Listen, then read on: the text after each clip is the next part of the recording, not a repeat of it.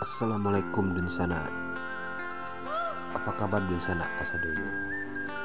Kali ini pastinya kita akan membahas informasi menarik seputar fakta unik, sejarah, budaya, dan mitos tentang Minangkabau.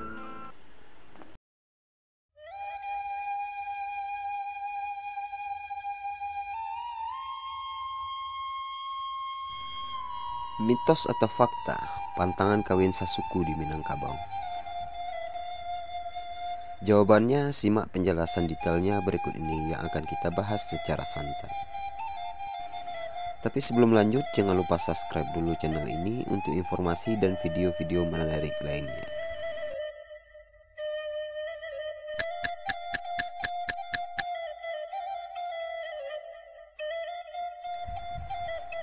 Derasnya era globalisasi telah merontokkan nilai-nilai adat budaya remaja Minangkabau.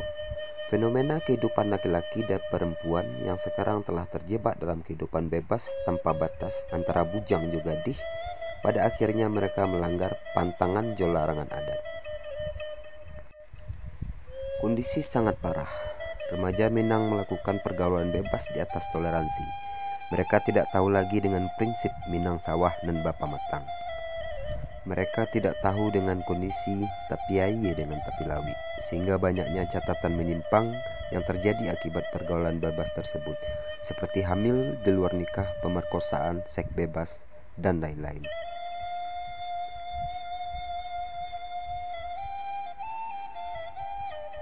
Pergaulan bebas yang terjadi di kalangan anak remaja Minangkabau tersebut berakibat maraknya terjadi kawin sasuku atau nikah satu suku. Kawin sasuku yang dimaksud ini adalah suatu hubungan pergaulan atau perkawinan yang dilakukan antara laki-laki dan perempuan Minangkabau yang masih hubungan satu suku. Misal, si Bujang Amir nikah dengan si Upiak Marin yang sama-sama bersuku Caniago atau satu penghulu ataupun beda penghulu. Atau secara akademis, menurut Profesor Damsar, jika orang dilarang kawin sasuku disebut dengan larangan eksogami marga. Sedangkan di Minangkabau menurut garis keturunan ibu, maka disebut larangan eksogamis matri lokal. Sehingga nikah sasuku bukan konteks perkawinan halal dan haram, tapi perkawinan yang dibangun atas dasar raso jupareso dan sumpah atau kesepakatan dalam aturan baku para nenek moyang. Dalam hukum warih dan bajawe yang dijalankan dan dituai oleh penghulu atau nenek mamak sekarang. Larangan pergaulan dan perkawinan sesuku tersebut bagi masyarakat Minangkabau akhirnya wajib, karena masyarakat Minangkabau memandang bahwa hubungan sesuku merupakan hubungan satu keluarga. Sehingga hubungan pergaulan atau pernikahan yang masih dalam kategori sesuku dianggap terdapat pelanggaran adat. Jadi, pergaulan dan pernikahan sesuku menjadi penting disikapi oleh para penghulu atau nenek mamak. Ketika ada pelanggaran yang dilakukan oleh kemenakan, maka sanksi adat akan diberlakukan terhadap mempelai tersebut.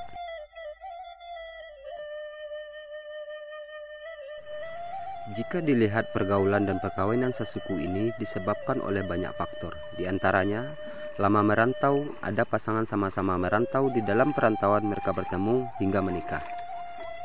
Di dalam pernikahan tersebut tanpa mengetahui asal-usul suku nenek moyang dulu di Minangkabau atau tanpa melibatkan mamak dalam proses pernikahan atau perkawinan tersebut. Sehingga ketika pulang ke kampung ke ranah Minang baru disadari bahwa mereka sasuku, lalu dipisahkan dan diberi sanksi oleh penghulu atau nenek mamak.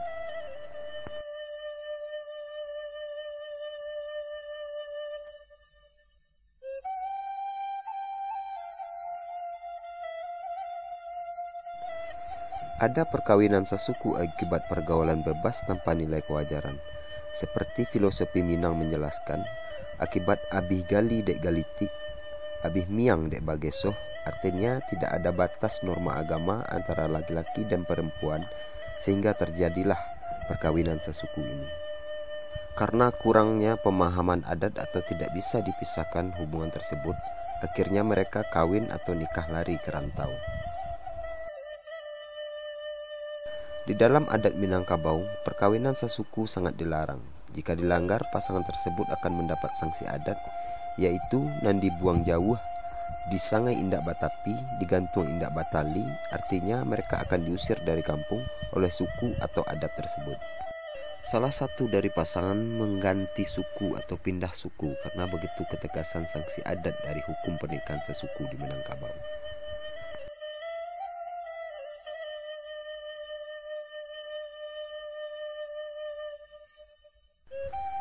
Di beberapa nagari suku di Minangkabau, pelarangan kawin sesuku masih berjalan sangat ketat, walaupun ada perdebatan atau diskusi tentang ini.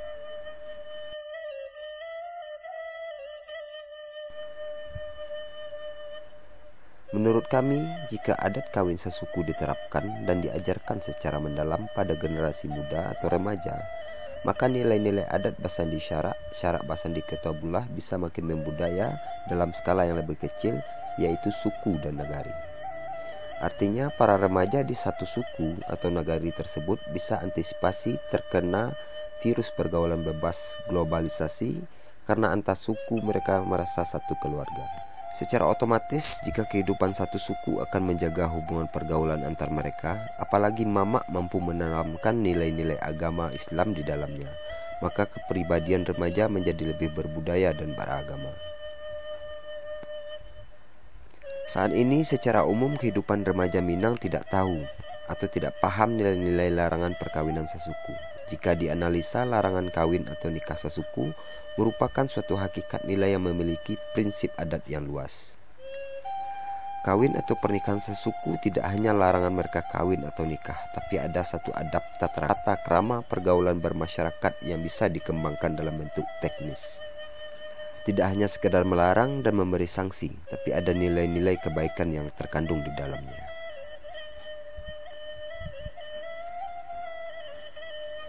Selaku orang Minangkabau, maka larangan nikah atau kawin sesuku secara teknis yang terkandung di dalamnya yang perlu dikembang dan ditanamkan. Ibarat orang bersaudara sudah dipastikan menjaga hubungan komunikasi, adab pergaulan, interaksi, dan banyak hal lainnya. Jika nilai-nilai larangan kawin atau nikah sesuku bisa dibudayakan dalam kehidupan basuku atau banagari, maka pergaulan bebas yang terjadi di masyarakat bisa diantisipasi sehingga ke depan masyarakat keluar dari penyakit remaja. Insya Allah tidak ada lagi anak gadis yang hamil di luar nikah atau pergaulan seks bebas.